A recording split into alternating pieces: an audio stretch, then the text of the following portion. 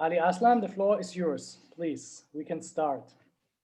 Wonderful. Thank you so much. Hello, everyone, and welcome. I'm Ali Aslan, international TV journalist. And on behalf of the Arabic Cultural House, the Divan, it's my great pleasure to welcome you to this virtual dialogue on the occasion of World Press Freedom Day. Yeah, I think I speak for all when I say that the pandemic has really demonstrated the importance of reliable information and the access to reliable information. Journalism, in many ways, is the main vaccine, if you will, against the disinformation, against the infodemics out there. But despite the United Nations calling information a public good, particularly, of course, during a pandemic, censorship is still widespread. If you look at the 2021 World Press Freedom Index compiled by Reporters Without Borders, you see some disturbing figures. Journalism is blocked in more than 70% of all countries. That's 70, not 17. That is quite astonishing, and that is quite troubling. People's access to information blocked is never a good situation, but particularly during a pandemic. So you can tell we have a lot to talk about. We have wonderful speakers with us today. We will get into more detail. It's a very intricate, timely, and urgent issue, obviously. But before we do, it's my great pleasure to yield the floor for some opening remarks to our host this evening. It's my great pleasure now to call on Mr. Ali Al-Hajri. He's the Minister Counselor at the Qatari Embassy in Berlin. Mr. Al-Hajri, the floor is yours. Thank you, Mr. Aslan. Can you hear me? Yes, indeed. Thank you very much, and I really appreciate your introduction, and I'm delighted to welcome you all to this important event organized by the Arabic Culture House, the Divan. It's nice to see so many of you have followed our invitation. Thank you for being with us today. More than anything, I want to extend a big thank to amazing speakers and our moderator. We're curious to hear about your experience and expertise in this field. And we are today, as you know, celebrating the 3rd of May, the United Nations World Freedom Press Day. And hopefully will be an opportunity for all of us to hear, and with the pandemic, with everything that's happening around the world, your experiences and the difficulties faced by journalists and the hard work they still keep doing, reporting the truth, reporting the information to us. And I don't want to take much of your time. Please, I yield the floor to you and hope to have a very interesting conversation with everyone. Thank you so much, Mr. Al-Hajri, Minister Counselor at the Qatari Embassy in Berlin. And I can assure you, we will have a very interesting discussion. The names, our speakers, stand for quality. They stand for journalism worldwide. And what we will do is we have 3 speakers. We will give them the opportunity to have brief opening remarks. And then at the end, of course, we will engage in a fruitful and lively discussion, a discussion that you, dear viewers, you can also take part by submitting questions through and in the Q&A section, questions that I will be happy to submit and forward to our distinguished speakers. And now, without further ado, I'm calling upon our very first speaker. He's a very prominent name. I'm sure you've encountered him either throughout his books or on television. He's a best-selling author and Middle East expert. He's written numerous books on the Middle East that have topped the charts in Germany and beyond. Dr. Michael Lüders is with us. Michael Lüders, very much looking forward to hear from you. Thank you very much, Ali Aslan, and hello to everybody. I'm very happy to be with you this evening. Yeah, let's start the discussion and let's start talking about a war of narratives, media and geopolitics. How do they fit together, or do they not fit together rather? First of all, in Western democracies, there is, of course, no formal censorship. And be it in Germany or in other Western countries, you are free to say and to write whatever you wish to pronounce without taking any risks, without a police car waiting for you for having expressed a certain opinion. However, we need to be aware that despite this formal liberties that we enjoy in Western societies, media are not exactly free 100%. There are clear perceptions of the owners of media houses as to what political directions a certain media outlet should take. The first to have analyzed this context of private ownership of Western media and the way the world is being seen by these privately owned media.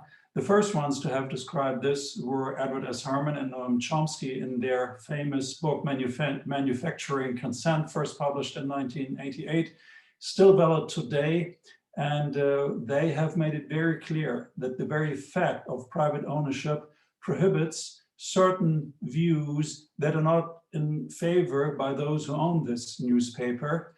They described in detail that we are part in Western societies of a political system that is set up by elites from both politics, economics, and finally the media, who form a very close alliance of forming and forging public opinion for the broader masses, so to speak. And when we look, for instance, at the very fact that large newspapers, well known like the Washington Post, are being owned by a single person, mainly billionaires, of course, Jeff Bezos in that case, the founder and leading figure within Amazon. When you own a newspaper of your own, like Washington Post, and at the same time you are a leading CEO worldwide who is yielding in huge profits, then of course this does something to the newspaper you control. It will be hard to imagine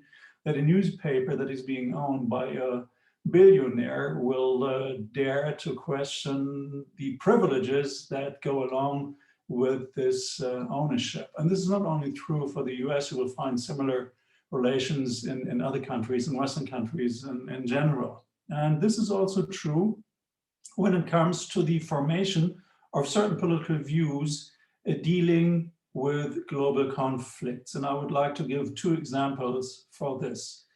When you look at German media, and I'm sure that this is also true for the media in other Western countries, they have a very clear perspective when it comes to Middle Eastern issues, especially, to give just one example, when we talk about Iran. Iran is a country that is not being viewed in a very positive sense, to put it very mildly. And there are, of course, many good reasons to criticize Iranian policies, but there is, of course, a huge difference between criticizing and demonizing.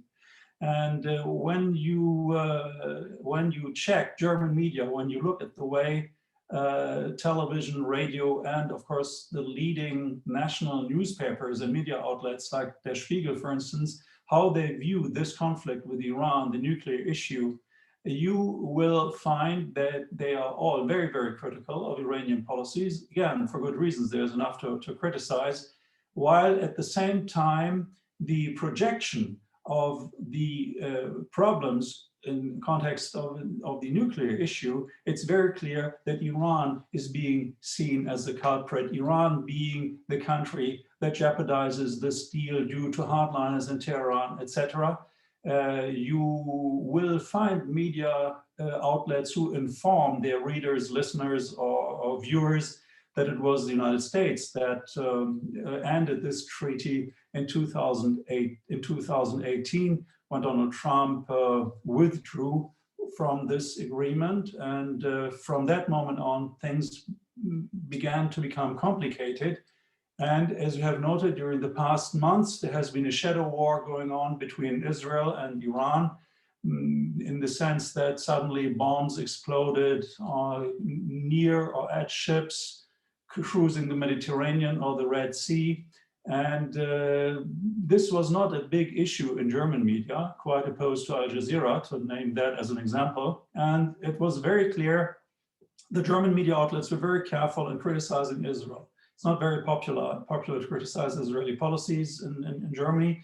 And this is also true when it comes to this conflict between Iran and Israel. It's very clear that the sympathies, so to speak, of those who create the news are very much with the Israeli side, so to speak, which is legitimate, of course, but normally you would expect that those in charge of the media or those writing for the media, that they are interested in analyzing a given situation, to give background information, and to be neutral to a certain extent, and to simply state what's going on, what's happening in the region, why these troubles between Israel and Iran, what are the reasons behind it. And German media will tell you, well, basically it's Israel's desire to survive because Iran tries or pretends or makes it very clear that it harbors the idea of annihilating Israel. Of course, such extremist views do exist in Iran. Again, I want to make it very clear, it's perfectly correct and all right to criticize Iranian policies, but yet one has to be analytical and objective and neutral to a certain extent when it comes to Middle Eastern issues. This neutrality is not really in the pipeline. You have a clear and biased view to a certain extent. Finally, there's another example that I would like to point out to in the context of geopolitics. Compare the way German media, and not only German media, this is true for British, French, American media as well, take any Western media if you wish, compare the way these media report on the ongoing problems with Alexei Navalny, a leading Russian opposition figure who is now being held in prison in Russia.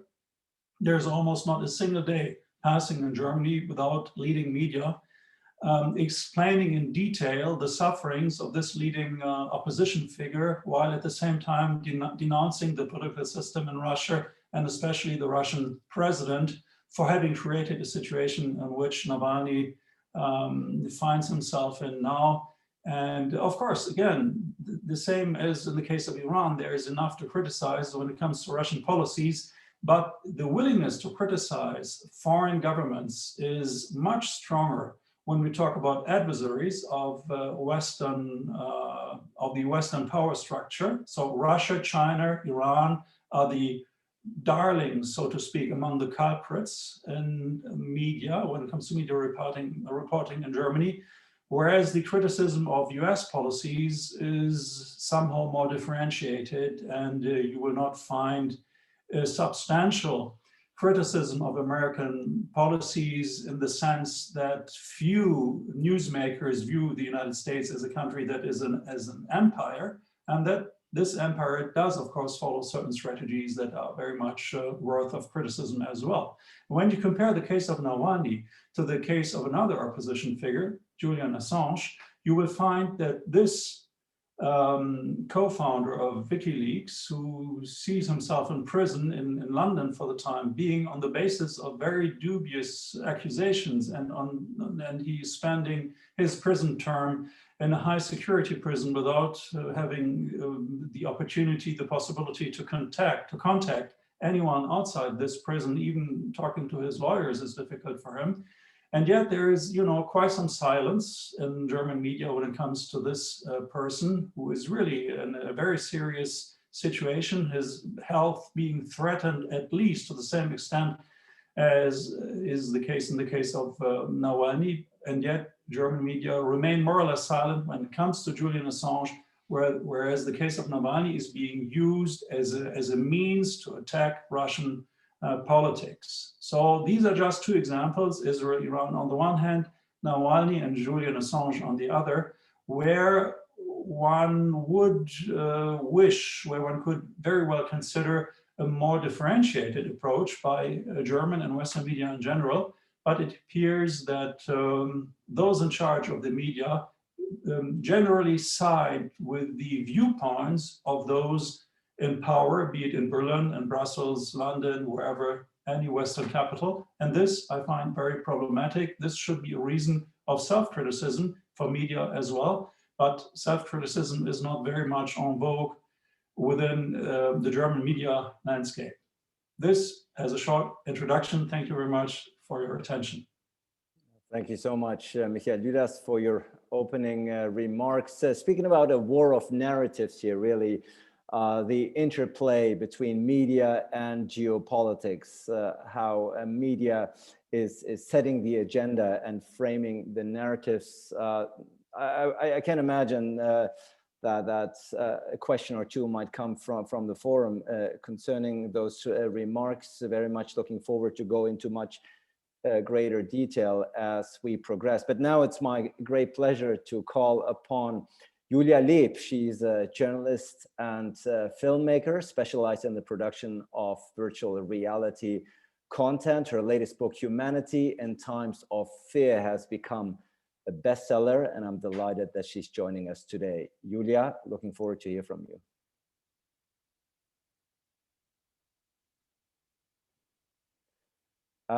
Please turn on your mic. I think that would be more helpful.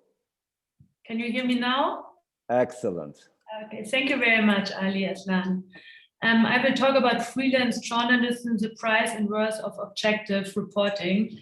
And yeah, I have to say that I totally agree with Michael Lüders. For me, myself, I have similar experience when I was on the ground. And I gathered information that I get not the right reaction or the reaction that I expected in Germany. But in the moment, I observed three simultaneous movements in journalism. The first is that the crisis is an accelerator for long-term structural changes towards a more digital and more mobile media environment. And since we are all, I think we all are expecting a recession, print revenues are cracking and advertising budget are reduced. This means that on the short term and long term, there will be a huge impact on the of the crisis on journalism. And this means especially journalists to gain first-hand information on the ground in foreign countries, less money for advertising, less journalists with less time for research. The third is the effect of the Corona emergency laws. That is a threat for press freedom. Like Harari mentioned in a New York Times article, many short-term emergency measures will become a fixture of our life because this is the nature of emergencies. They will they fast forward historical processes. The decisions that in normal times could take years of deliberation are passed in a matter of hours. But temporary measures have the habit of outlasting emergencies because there is always a new emergency waiting around the corner. So the coronavirus is having a profound impact on also freelance journalism. While press freedom around the world has been restricted during the corona pandemic, we live in times where frontiers are being closed again, in times where traveling is restricted or forbidden. And for some decision takers, this is an attractive once-in-a-lifetime chance to get rid of too curious journalists. Me, for example, I'm working in regions that face political unrest, revolution and war, and I know what it means that the decision takers cut off the mobile network or the internet, and you are just like cut off of the rest of the world. I had also to experience myself a fatal attack. They wanted to murder me, so I cannot have conversations like I have today with you. And once I also got abducted only because I was identified as a journalist. But what is a journalist? It's nothing more or less than a corrective of the society. And this is like repeating pattern. You have to, they are all silencing the witnesses because injustice without witnesses can live forever. And I think now for some of these people, it's a very good time to get rid of witnesses. I'm privileged because I can travel home and say what I want here, and even so if I don't get always the audience I want, but I don't have to fear consequences. But what is about the journalists who have to stay in the country?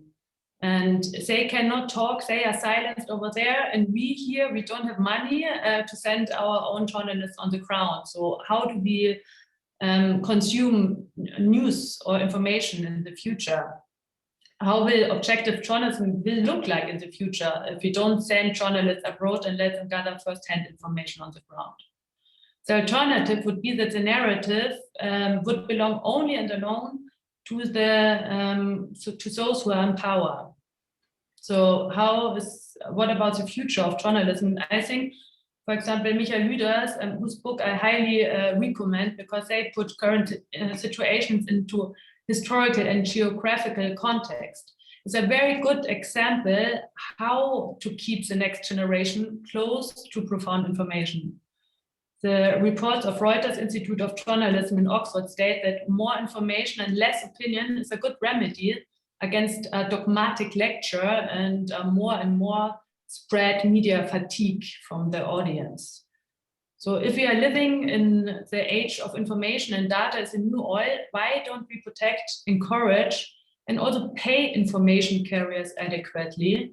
We need journalism without fear and without favor. And now I think we saw that a virus 10,000 kilometers away is within a blink of an eye a universal problem. The world is connected and an enlightened society must know what's going on in the world. Only a free community can be creative and can be innovative. And this is on the long term, this what we need in a more and more competitive world. Thank you very much.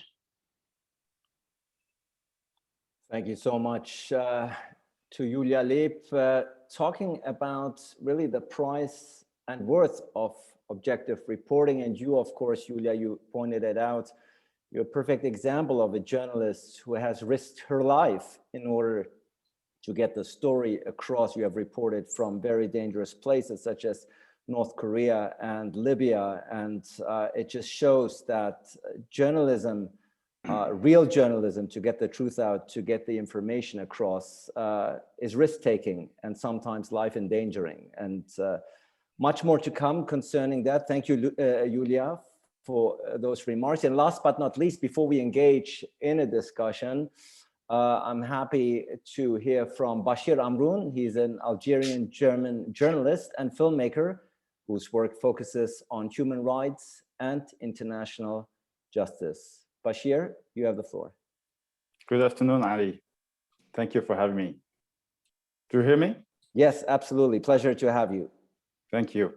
I have a more personal approach to the discussion today.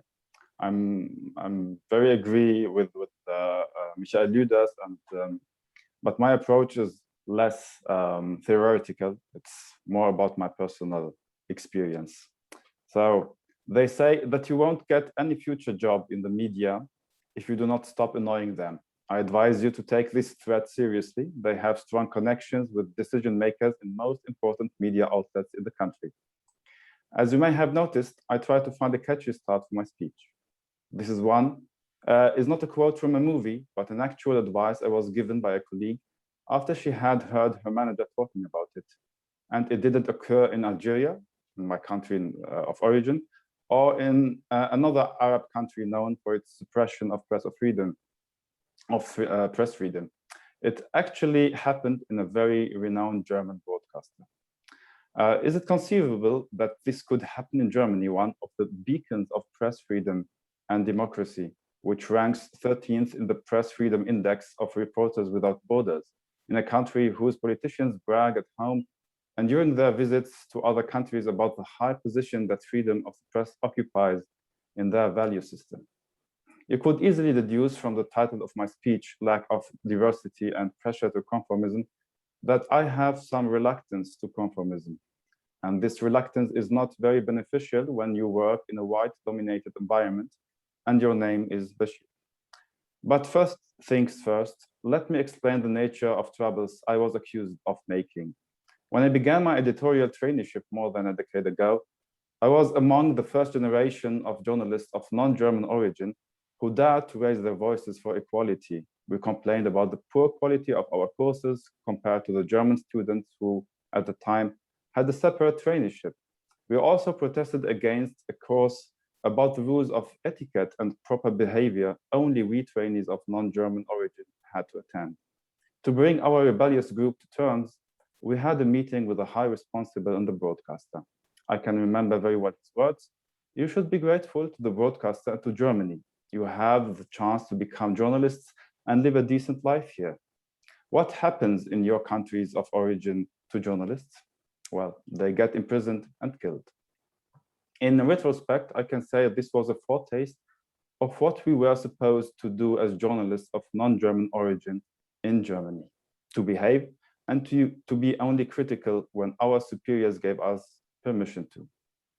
The real troubles began when our rebellious generation started to work for a big German media outlet. We noticed many professional violations, abuse of power, manipulation of the editorial line, favoritism, an image completely opposite to what foreigners like me would paint of a German media outlet, right? Do you remember the veiled woman who was forced by 4 armed French policemen to take off part of her clothes on a beach in Nice, in southern France? It sparked a large controversy in France and worldwide, shortly after the terrorist attacks in Nice. While I had managed to get the contacts of the direct acquaintances of the woman and pitched the subject to the German planning desk. That was in 2016. But for the woman who was responsible at that day, there was nothing newsworthy in that incident. She rejected my proposal to travel to Nice and make a report on the pretext that the hijab is a problem. And if we don't set limits to Muslims, eventually they will prevent us from wearing a bikini in our swimming pools.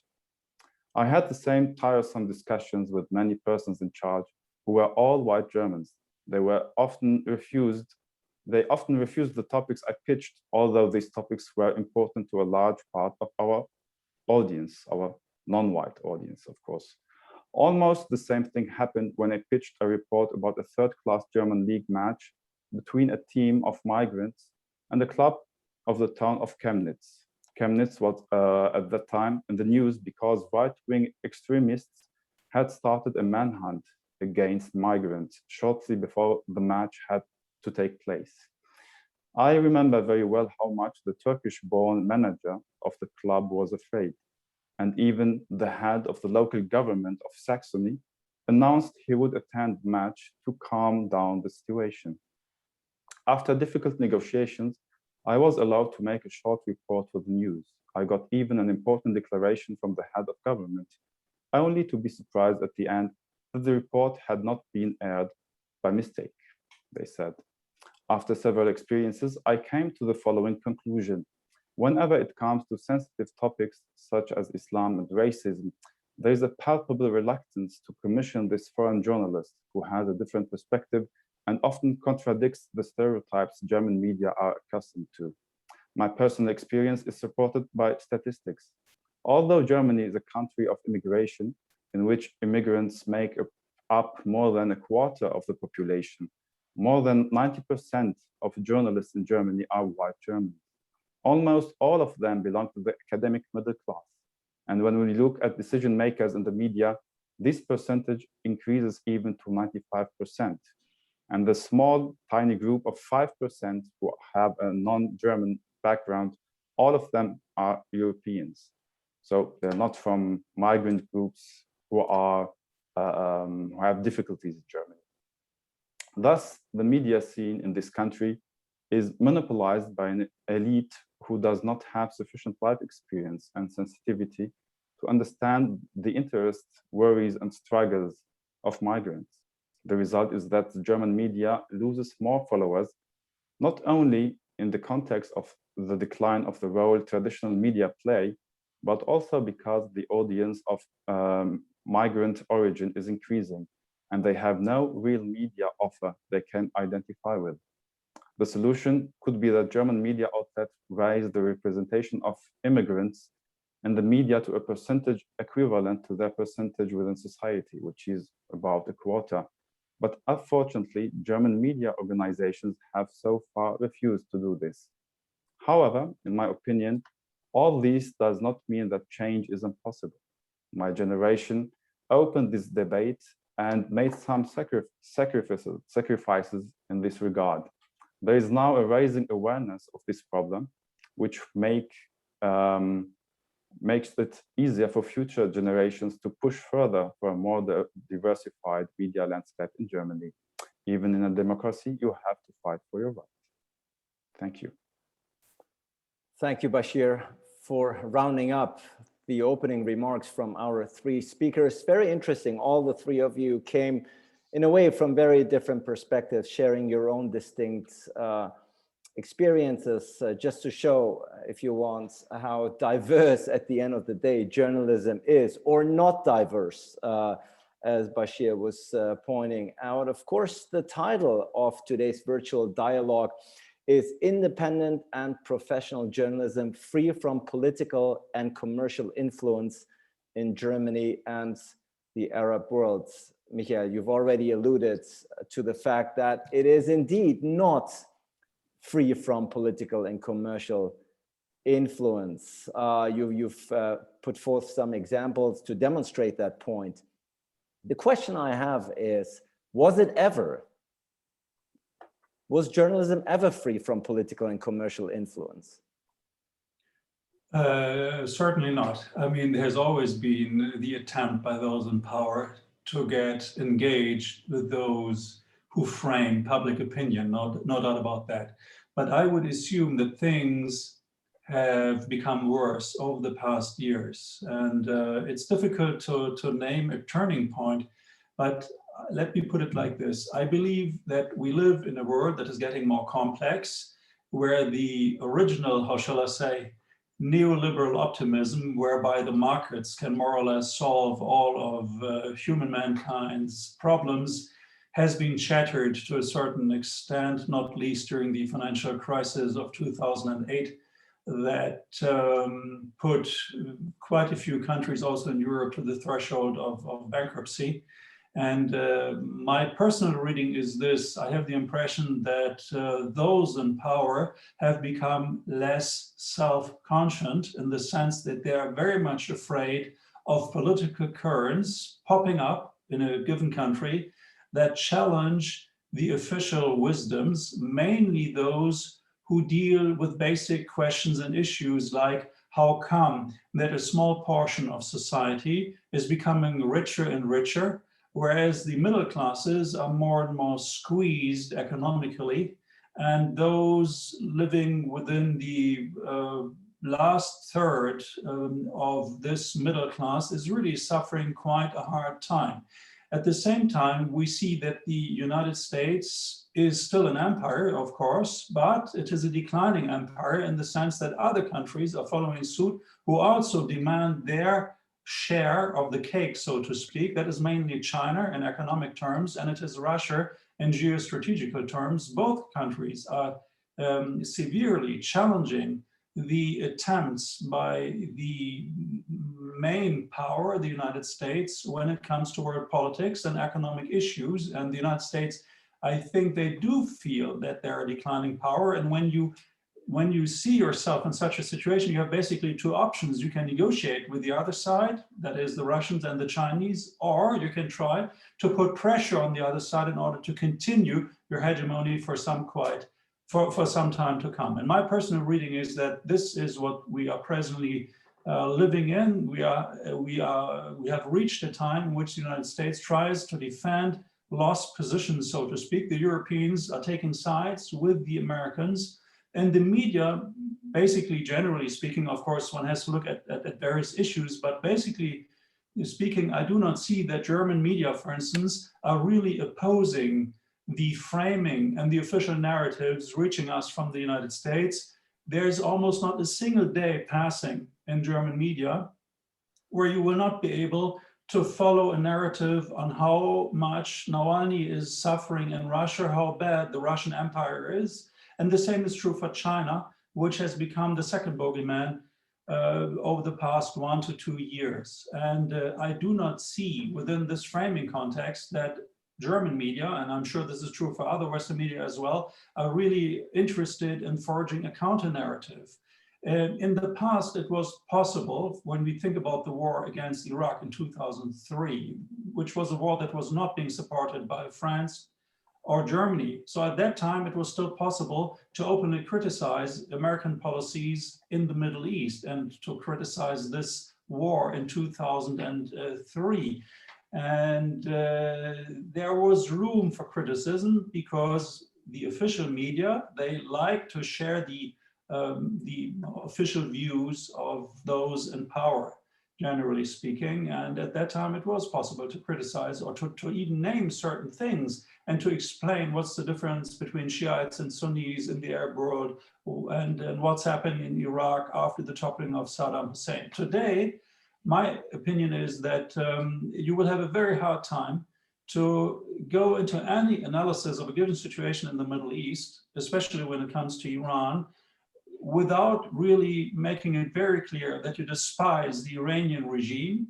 You have, this is the first, so to speak, the first impression you have to make very clear. Yes, it is a despicable regime that does not support the idea of human rights, women are being suppressed, etc., etc. Of course, there's quite some truth in this arguing, but still, it's not the full picture, so to speak. There are also other factors to be mentioned, like the illegality, the illegal way of the United States forcing the rest of the world to join them in boycotting the Iranian economy, which is really, if you wish, to a certain extent, a crime against Iranian citizens because the middle class is being more or less annihilated in that country. Very hard to discuss these issues publicly.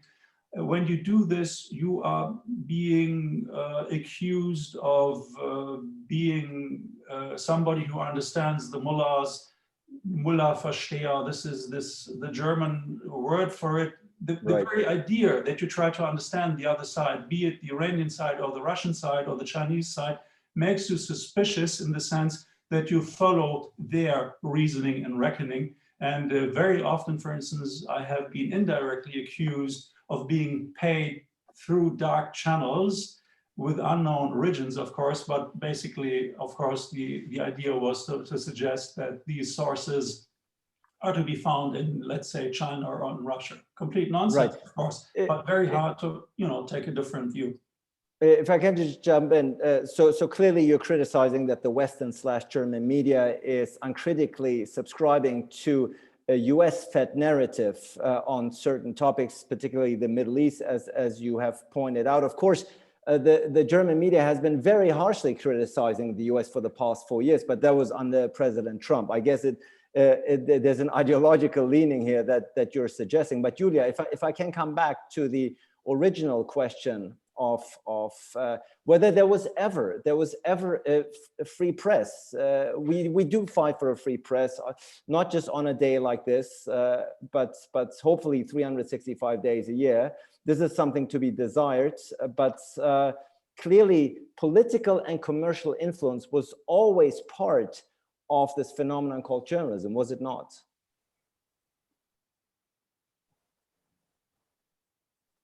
Yeah, that's a good question. I mean, I think we have to start with the history books. Are they really accurate? Who wrote it? It's who is writing history. It's always the winner and it's a person in power. So we can start with this.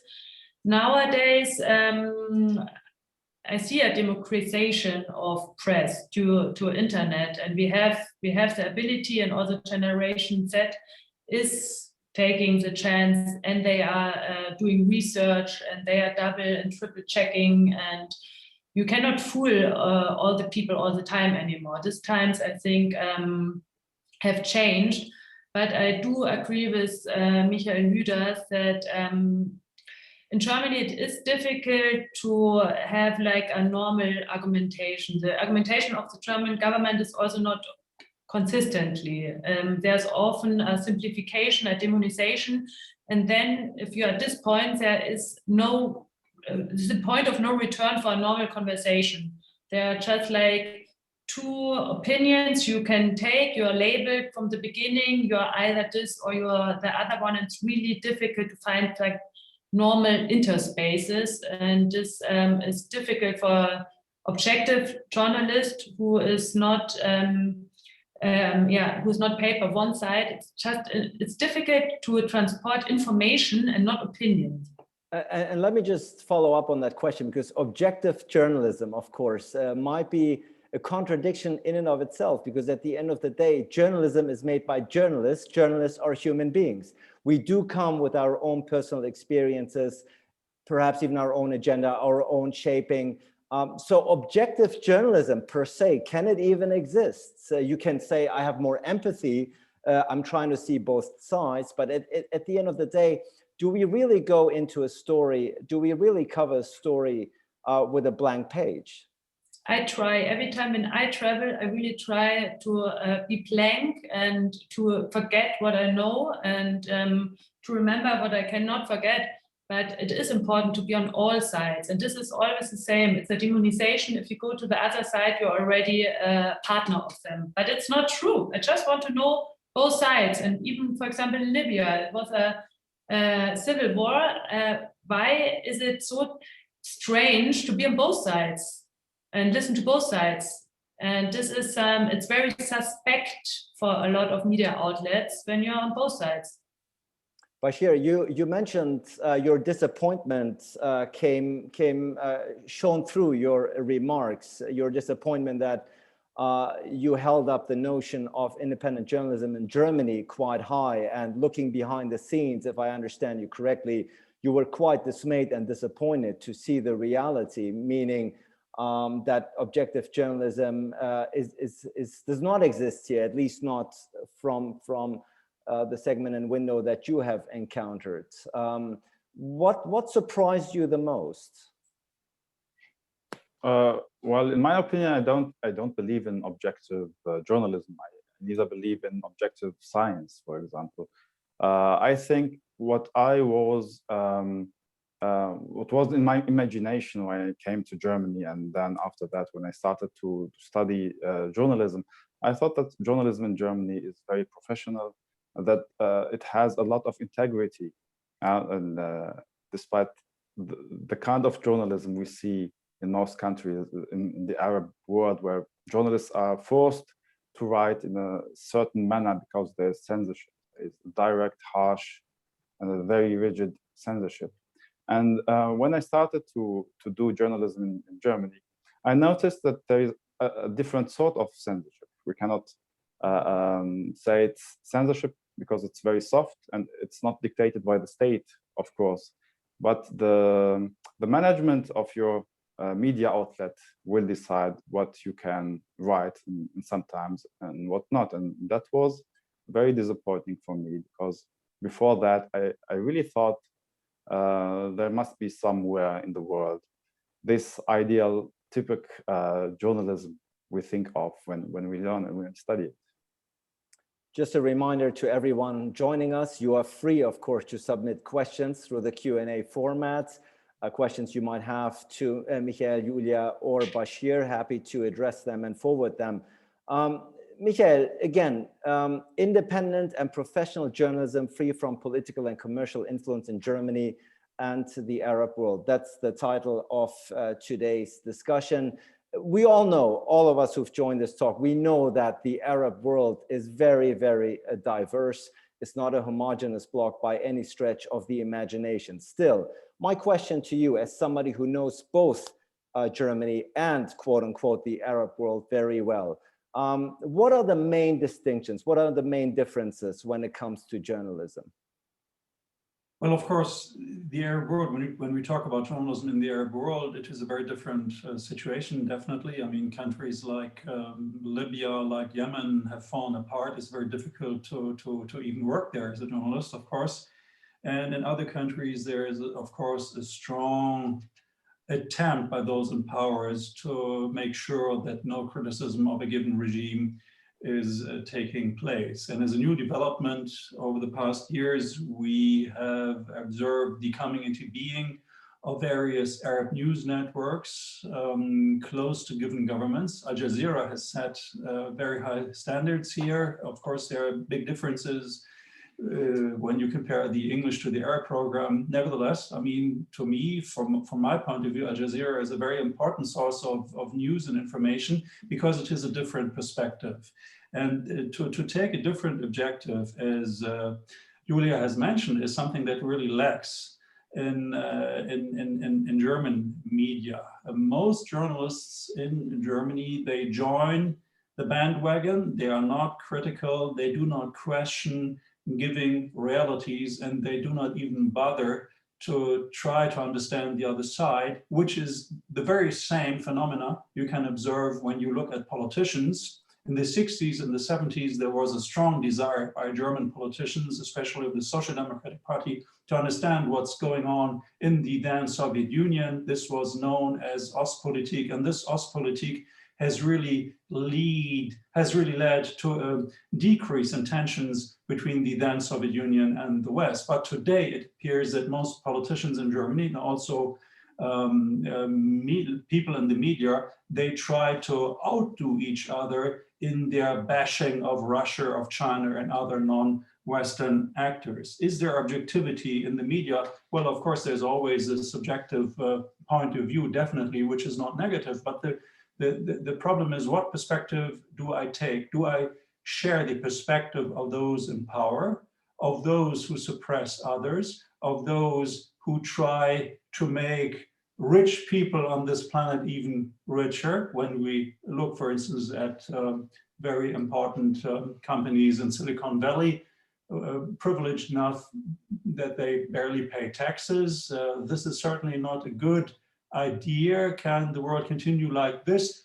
How many journalists in Germany would really make an issue out of this matter, that people, large companies, large stakeholders are not really taxed in a way that would be appropriate in Germany? When you inherit large sums of money from your parents, for instance, you barely pay any taxes, which leads to a stratification, a social stratification in Germany that makes, as I mentioned, richer more rich and poorer people poorer. And this gap is not good. A democracy cannot prevail when social disintegration continues. So therefore, I think, from my point of view, objectivity, when it comes to good journalism, should always try to take into consideration the perspective of those whose voices are not being heard, the perspective of the oppressed, if I may say so.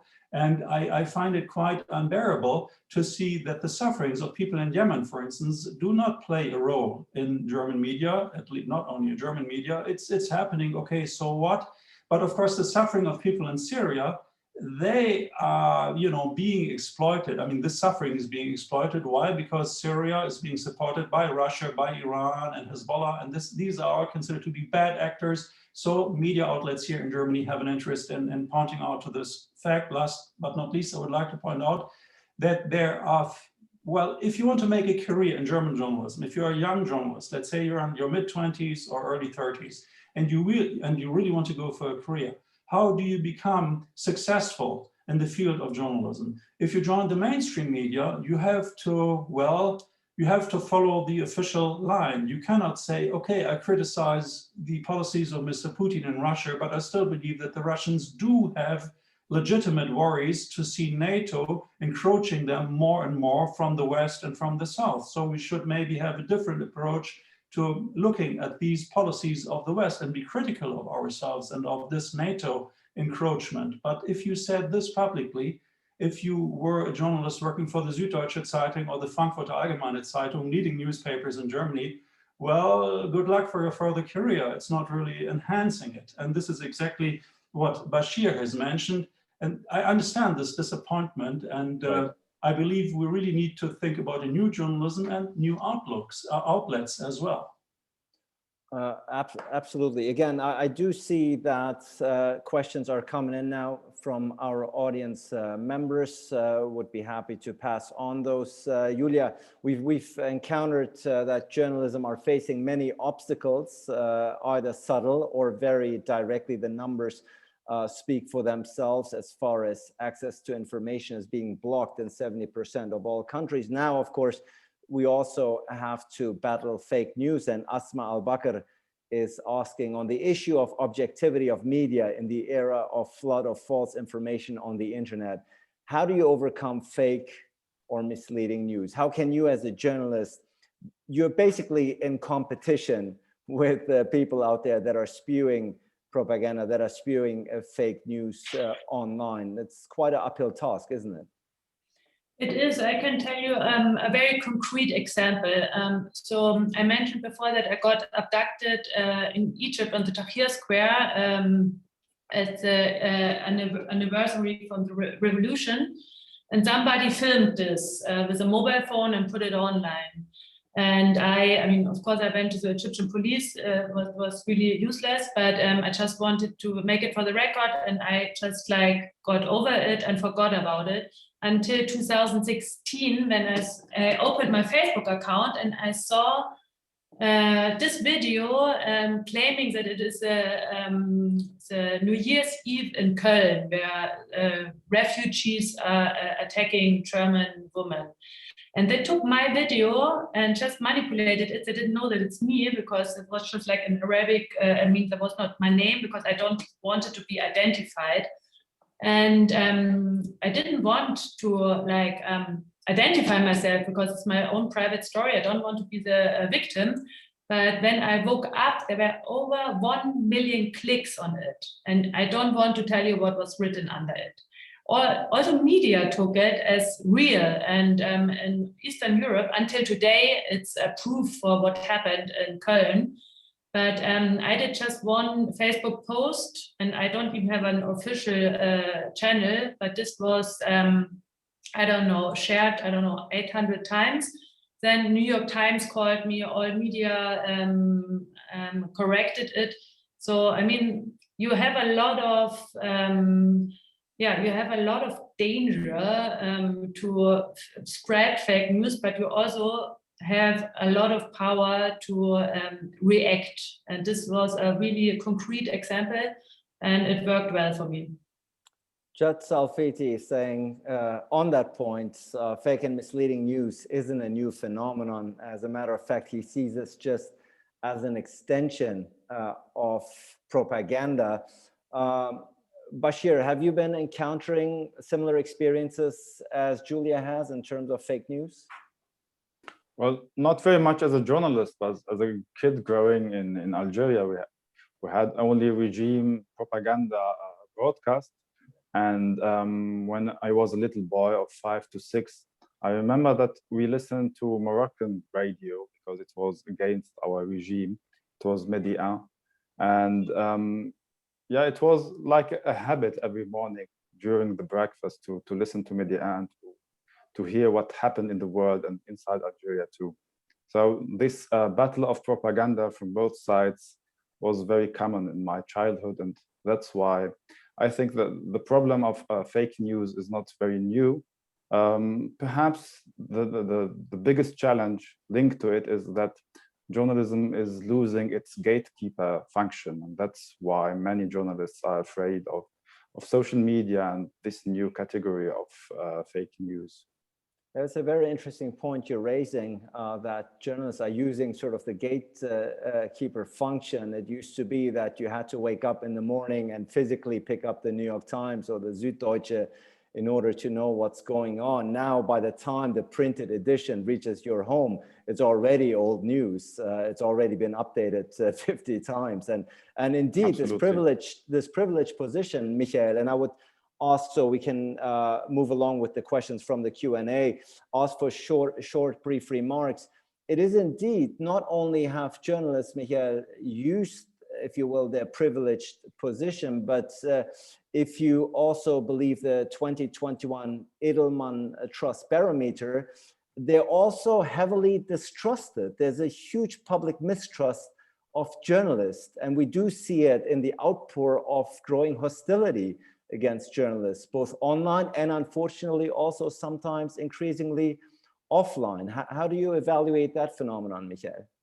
Well, basically speaking, I would think that society starts to fall apart in the sense that the old narratives that were developed, let's say 10 years ago, do not hold any longer. And we are a society that is rapidly changing, although Germany is still a rich country, but still large portions of society feel that they have a hard future ahead of them.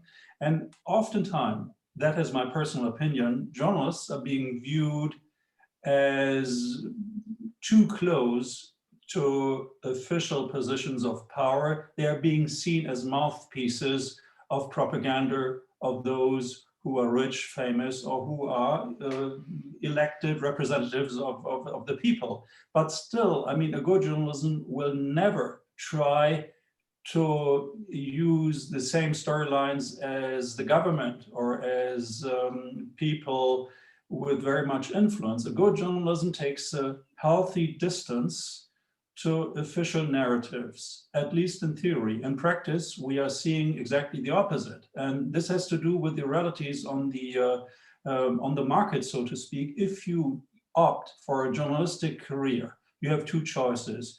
You either use the official songline or you are out, you are being kicked out, and you will not make progress within your own career. So, and most people, there are statistics that show this, young journalists who join the field, so to speak, they are not so much interested in trying to cover up what the mighty are trying to hide from the public. Quite on the contrary, they try to make a career so they can then become public spokespersons of a government agency or of other institutions that offer good jobs. So we see, in fact, a certain depoliticizing of society in general, but, and this is true also in the journalistic field. At the same time, there are segments of society, let's say 10 to 15%, who are becoming more and more mistrustful of official media, and they look for alternative outlets that are not so easy to find. They do exist,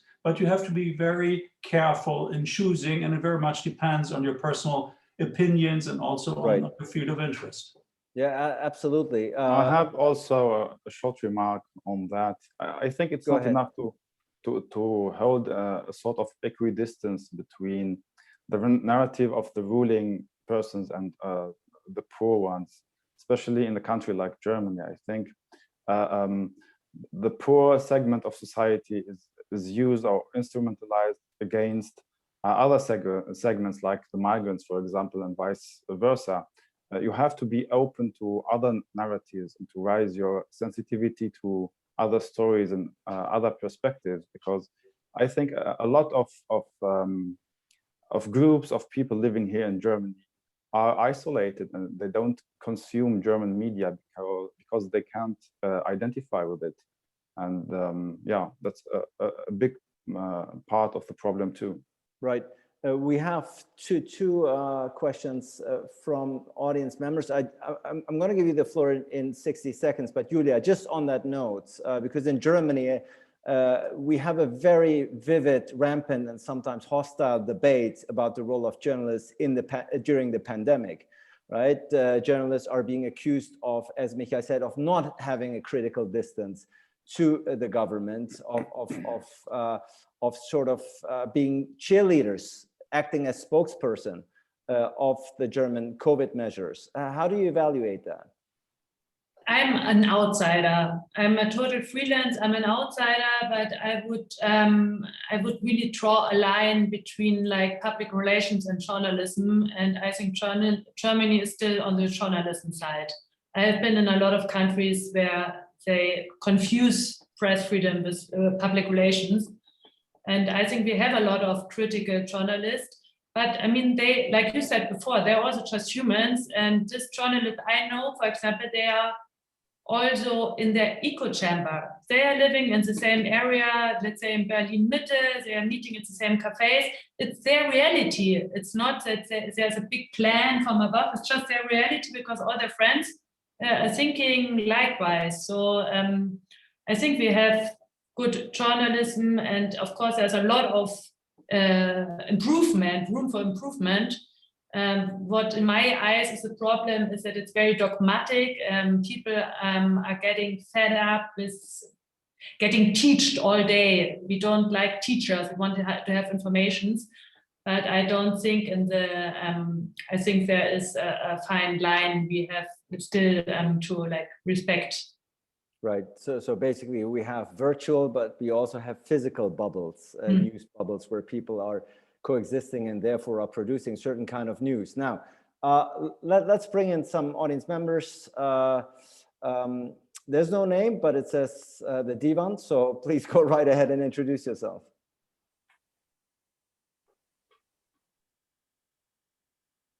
Should I go first, or do you want to? Yes, please.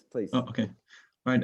Yeah, thank you so much for the insight from all speakers. I found it really interesting, and I agree, in fact, that we have like a very non-diverse media landscape here, and yeah, there would be a dire need for some self-criticism of the media here sometimes. But my question actually relates to the very first point that Mr. Ludas made tonight, which was that you have people like Jeff Bezos owning the Washington Post, for example, which creates like a very clear conflict of interest. And I was going to ask you, Mr. Leaders, if you think that this trend is could still be like stopped or not, because, for example, I like to read the South China Morning Post a lot to get a different viewpoint, and which has been owned by Jack Ma for the last couple of years. And from my very personal experience, it hasn't really changed the quality so much. But that was one of the fears, I guess, with these big conglomerates and billionaires taking over papers and making them more like subservient to the respective government. So I just wanted to ask if you think this is going to be a trend that continues. Thank you. To give a short answer, yes, definitely this trend will continue. And most people are not aware that that among the 10 leading media houses in Germany, 5 are being owned by large families or family holdings. This is not so much part of the public awareness, but yeah, and these people who are very influential, very rich, they are, of course, very interested in framing public opinion, especially in a market perspective. Do not question the wisdoms of neoliberalism and our economic order, and do not question the desire by the United States and other Western powers to shape the world in order for this world to enjoy more freedom and democracy. So yes, definitely this tendency will continue, which will probably also give way to different news outlets. For instance, in the United States, we have The Intercept, a very informative news website, very much worthwhile reading. We don't have this in Germany as yet. In France, there is something similar. I think it's called Mediapart. But you know, it's still in the making in Germany, but it will come. There will be, how shall I say, counter movements that will try to create different realities, but this will take time. Germans are not known to be revolutionaries. Thank you. Jeremy, yes, go ahead. Thank you, Ali. I would like to bring the discussion on a bit more personal level by asking our esteemed panelists what their very own personal motivation is to be a journalist and to work and live as a journalist, because it's a mindset, I think. Also facing physical violence, or in the worst case, even death. And a second question, against this backdrop, what would you say to students or young people who would like to become journalists, why it's still worth it? Thank you. Julia, let's start with you. What's motivated you to become a journalist, and what would you advise someone coming to you, a young person asking you for advice, whether he or she should become a journalist? I'm just interested in the world. I want to see the world with my own eyes. I want to know if there's a conflict. I just want to understand, why is it like this? Why do human beings act like that? What is the motivation? And it's a very basic, curious instinct I have. And I think it's important because the truth will always prevail, even so if it's too late. And it's important because the worst thing what can happen is that a war is going untold, and interest has to be documented. You have to know what's going on. You have to, it's just like a very deep desire to document. I'm also a teacher in the Northwestern University in Qatar, and I'm teaching journalism, but it's interesting because Qatar is, yeah, it's a young country, and I was expecting that I have some restrictions, but I had non-restrictions. I could do whatever I want. I could say whatever I want. My students as well. It was really interesting for me. And I see these journalists, they're very, very smart. They come from all over the world, from Somalia, Libya, Yemen. I mean, this girl, she is like 35 years old. She's going now to Yemen and is reporting alone from Yemen. I mean, nobody's doing this. Can I suggest to do this? No, of course not, because it's dangerous and she can be killed. And if they go to Somalia, they can be killed. Of course, I don't encourage them to do it. But if they don't do it, if this freelance, objective journalists are not there anymore, where do we get the news from? That is my question. So it is a calling, the yearning, the desire to uncover the truth is what drove you to journalism, and we're happier and richer for it, for having someone. It's not the truth. It's always a miniature of the truth. It doesn't exist, the entire truth. It's always, this is the truth, what I see in this moment on this place. And this is true. But on the other place, somebody else also is encountering a different truth and reality. And this is what journalism should be, a mosaic that gives you the entire picture. The truth is manifold. Bashir, want to pass on? My motivation was more of a romantic one. When I grew up in Algeria in civil war, a lot of journalists had been killed, and also opposition leaders. And I thought when I could be a journalist and raise my voice, I could change the world a little bit.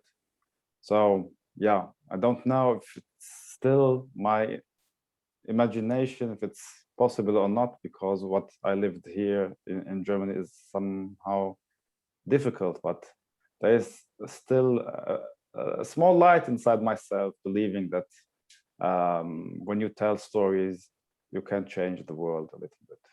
Well, hopefully your disillusionment and disappointment will not prevent you from going forward on this path, because at the end of the day, everyone out there is needed. But Michael, listening to you, it's quite clear you have a very untamed, you have a very clear view of the concentration of power out there. You don't have a naive view of the world or the media landscape. It's very clear that the power concentration is there, and as you said, is increasing. Is there still some upside that you would tell a young person coming to you asking for advice, asking to be a journalist? Well, of course, you know, everybody has to make his own or her own choice, but I would definitely suggest that young journalists in their mid-20s, late 20s, when they make their final decisions, they should talk to Julia or to Bashir, or at least read or see what they have created, because this, to me, is the journalism of future. When we talk about corporate journalism, I'm very pessimistic. When you look, for instance, at the amount of journalists being fired in the US because more and more media outlets simply close down due to lack of money, and everything is being concentrated in the hands of a few media outlets, then it is not very realistic to strive for such a career. It is a little bit unwise, so to speak. The reality for young journalists in Germany, for instance, is that for years, you work on a freelance basis, or you have contracts between 6 months or 12 months, and that's about it. And of course, during that time, you are not really supposed to offer any views that contradict official wisdom. So if somebody says, yes, I want to become a journalist, he or she should be very courageous. And I would definitely suggest as a career pattern that you also go for a second option, become a filmmaker, become a lawyer, become a specialist in your field, scientific field, for instance. Then you have another choice. It's very difficult for those who say, I'm a journalist and this is the only thing I can do. That is dangerous in my view, because it incites you to become more assertive of realities that you might not even wish to share. Looking at the time and being mindful of the time, we are in the final stretches of this very insightful and enriching discussion. So to everyone out there who might still have questions, now is a good time to put them forth.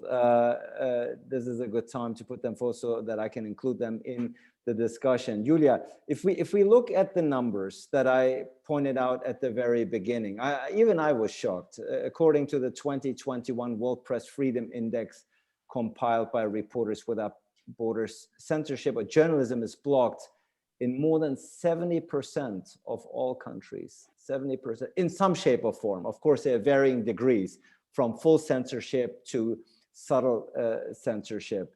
So really, free flow of information and journalism is a rarity. Clearly, is a very global rarity, no? It is, and my students, they are the most creative young next generation of journalists, and they are used to this. For example, during the Egyptian revolution, they did not use anymore Facebook because they knew that there are fake profiles and it's dangerous. So they started communicating with graffitis. So they went back to the analog communication. Then another guy, he's from Ethiopia. He got money to develop an app, a gaming app. He got the money from the government, but in this app, you could just like go to the next level if you commit corruption. And it took ages until these people from the government understood what they were financing. And this is also a new generation that they're very flexible and they find always different ways to communicate and to overcome some obstacles. So I have to be optimistic. And Bashir, you already pointed out that you are coming from a country where the censorship and the restriction of journalism inspired you to become one. If we do a final round, this time in reverse order, Bashir, and then of course going to Julia and Julia. Bashir, how do you see the future of journalism? How do you see it evolving? I know we're in a very tumultuous time right now with the pandemic and the role of journalism being intensely discussed all around the world. How do you see journalism evolving, if at all? I think the only chance journalism could have in the future is by diversifying the market. For example, with non-profit media outlets. As a journalist, you must not only have money and fame in your mind when you do the job. And we need also to propagate media literacy, because the population, the consumers, need to know what is good quality journalism, what is mere propaganda or fake news. And on the other hand, too, I think that the struggle for good journalism is something that never ends. It's like a polio vaccine. So you have to continue the struggle all the time, because when you settle, you will have a backlash. Yeah, polio vaccine, and probably these days and in the days ahead, the COVID vaccine. But that's a different issue altogether. I do see, and this is really the last call for questions from the audience. I'm going to make a very final round here. I do see a couple of hands up, and it always happens, it's my experience. People always wait until the very last minute, and then you have 9 questions for the last 5 minutes. This is why I've been pointing out throughout the discussion, please submit them. So I will ask you to be extremely brief. I see Nader has his hands up, Nader Al-Saras. Please be very brief with your questions so we can take them in as they come along. We have approximately 10 minutes left. Go ahead. And turn on your mic, please. Oh, sorry. Yeah, now, thank you, Ali. What I would like to ask is for Mr. Luders, what role the language plays in this regard. I know for a fact that Mr. Luders speaks Arabic. I know for a fact that language can be a barrier, but when I follow German media, I have the feeling that lots of journalists who cover Arab issues are not really, they don't have this language access to the country they are covering, or to the region they are covering, because they're mostly German, they're mostly non-Arabic speakers. So I would like Mr. Luders to tell me what his take on this issue is. Michael, request for a brief answer. I think a phenomenon that Nader correctly pointed out can be attributed to the Russia correspondent or the Turkey correspondent, and these are people who live in the country and don't speak the language, and sometimes perhaps even don't know the culture. What do you think? Yes, absolutely. Nadia is completely right. I mean, it is not being viewed as an asset if you speak Arabic and then you are being sent to an Arab country. When I worked for the Zeit newspaper, for instance, I very often heard the following argument: the very fact that you have a certain understanding of the culture you report from, you are able to communicate directly with Arabs. That means that you're also very likely to fall prey to their propaganda or to their wrong lifestyle, which is a fanatic way of life and an anti-Western way of life, and so on and so forth. So I found this a very weird approach, because normally you would not suggest that somebody who speaks English is directly paid by the CIA or the like. I mean, this is complete nonsense in my view, but it simply shows that certain people are not willing to accept the idea that people from different cultures and from different backgrounds have different perspectives. Thank you. Alexander Ishkin in the chat is asking, in what way do you think the cultural identity of a country plays a role in the news if we talk about the war of narratives? Julia, do you have a question? Or Michael, you started with the war on narratives. Yes, definitely. I mean, different countries have different outlooks, and you always have to look who speaks in the name of whom. And there is no absolute truth, definitely, but there are different degrees of willingness to understand the word from a different perspective. And my personal observation is simply that the willingness to try to understand a given situation from a different perspective is definitely shrinking. And this is not only true for Western countries, but for other perspectives as well. I think you will find similar developments in Russia, in Saudi Arabia, wherever. And Julia, I think the next question from Ghassan Hamash picks up on that point, is asking whether you have complete freedom to write and criticize the politics, economy, and society in Germany. Do you, I understand you're a freelance journalist, obviously, and you cover hotspots and war zones, but have you ever personally felt any restrictions, any censorship here in Germany? I don't have a boss, so I go, I finance my travels alone, and my punishment is when I come back and they don't print it. So, for example, now in 2 weeks, I want to go to a journey. I don't want to be paid because I want to be free.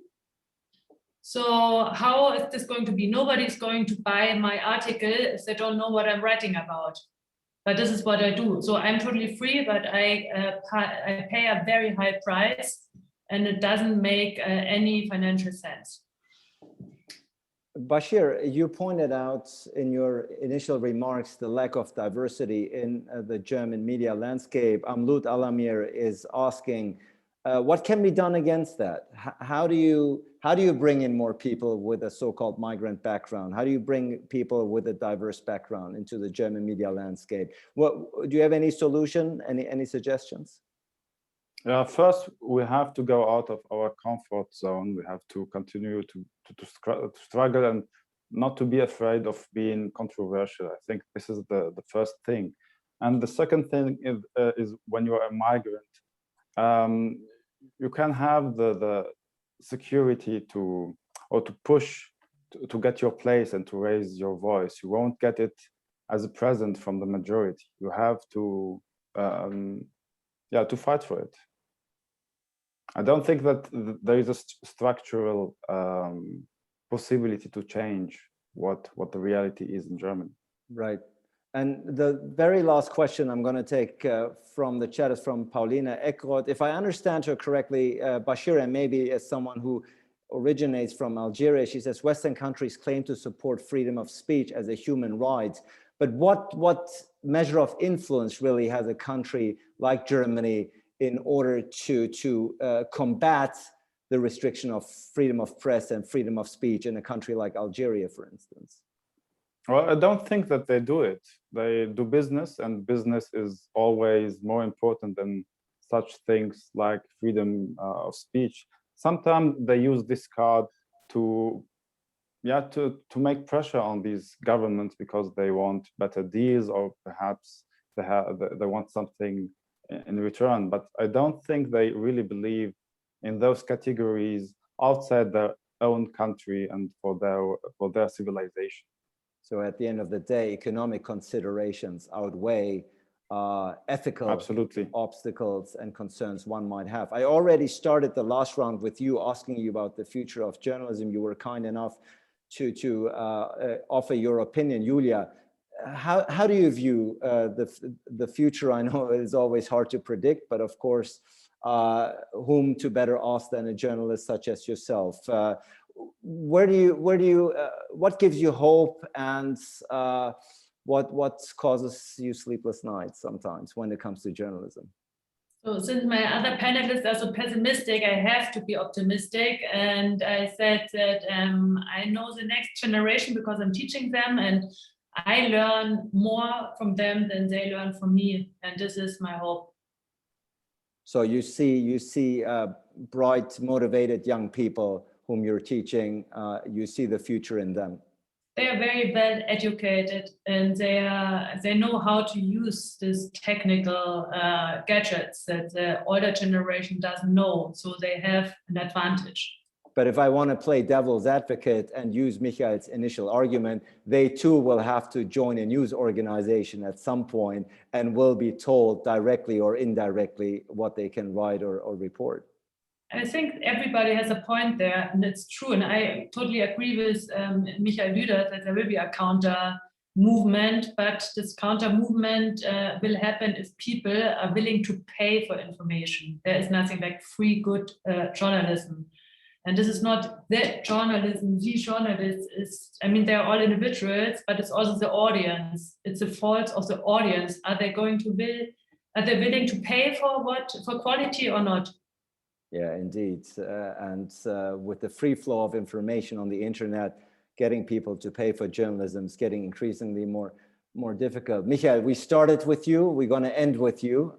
Julia, try to end on an optimistic note.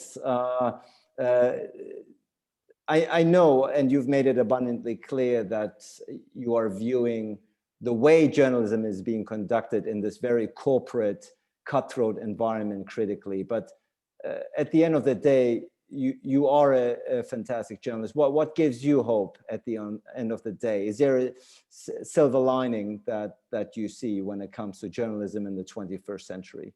Well, life is never black or white. There are lots of grayish tones, and I'm sure that more and more people will understand that good journalism has its price, and there are already media models that are based on private funding, that are based on users paying for the contents that they use. So that this might be a model. I think our society in general lives through a period, through a phase where things have to be coordinated in a new manner. Old securities, old wisdoms do not hold any longer.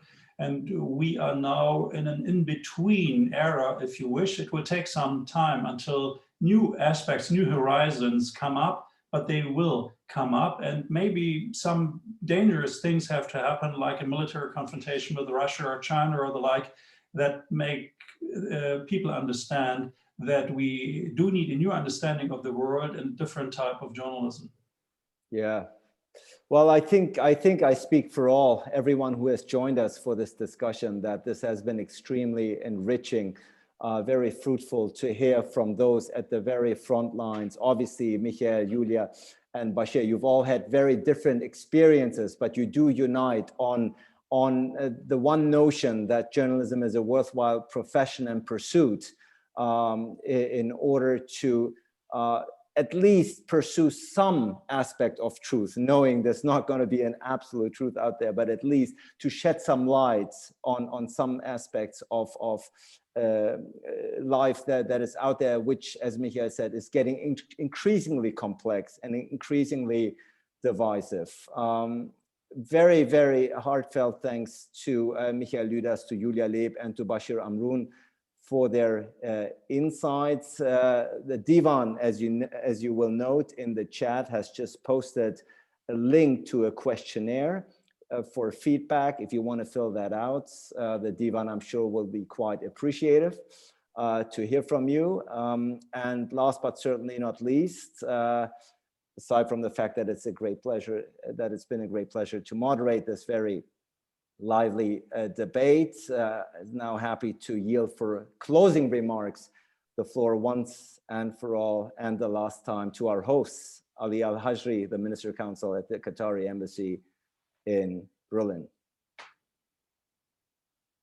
Thank you very much, Mr. Ali. I honestly enjoyed this discussion. I appreciate everyone spoke, Mr. Michel, Mrs. Julia, and Mr.